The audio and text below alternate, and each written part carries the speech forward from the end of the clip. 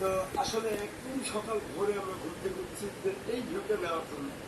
একদিকে সূর্য মনে উঠছে, একদিকে এরকম পাহাড় আর এই সবুজ নদী, যেটা হচ্ছে দাদু কাটা।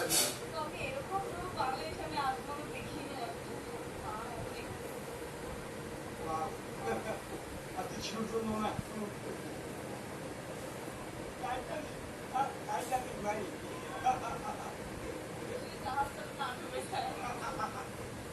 সাঁতার জানে না।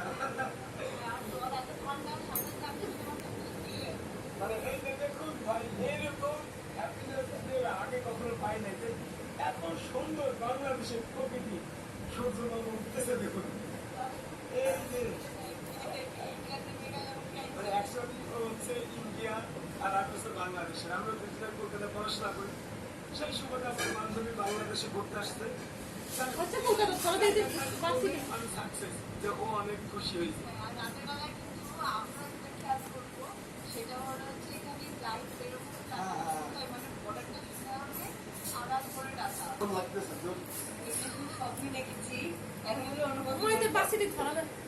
সত্য কথা বলতে বাংলাদেশের কোনায় কোনায় যে সৌন্দর্য লুকিয়ে আছে দেখতে পেলে আপনাদের দেরি করে। তবে আর একটা কথা বলি, শিমুল বাগানটা, এই যে দেখছেন শিমুল বাগান, আর এইখানে কিন্তু এখন ফুল নেই।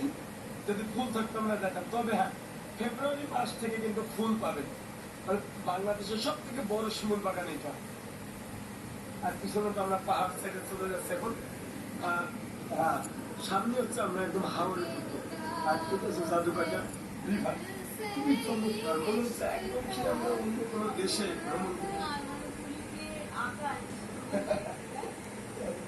আর আমাদের হাউস গুলো অনেক বড়, আর রুম গুলো অনেক সুন্দর, পুরো এয়ার কন্ডিশন।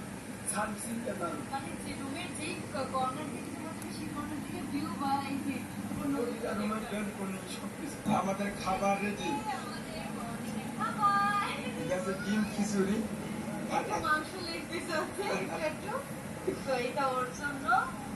এবং আজকে চান্দানি সার্ভ করতেছে আমাদের।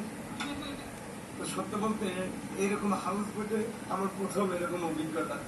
তবে যে খিচুড়ি একদম সকালে আমাদের 8টা, রোদের তাপটা অনেক। এই পাশে আবার শাপলা দিন, আপনাদের একটু দেখাই। এই যে পুরো শাপলা কিন্তু এখন মানে পদ্ম ফুল, একদম পুরো বিলটা কিন্তু লাল হয়ে গেছে। আর ওই পাশে হচ্ছে মেঘালয়ের পাহাড় দেখা যায়। যদিও ভারতে আমার 26টা রাজ্য ঘোরা, সেইবার মেঘালয়ে যাওয়ার সবাই তো হয় নাই। তো যাক, আমরা এখন খাওয়া দাওয়া করবো, এরপরে হচ্ছে আবার দুপুরের লাঞ্চ।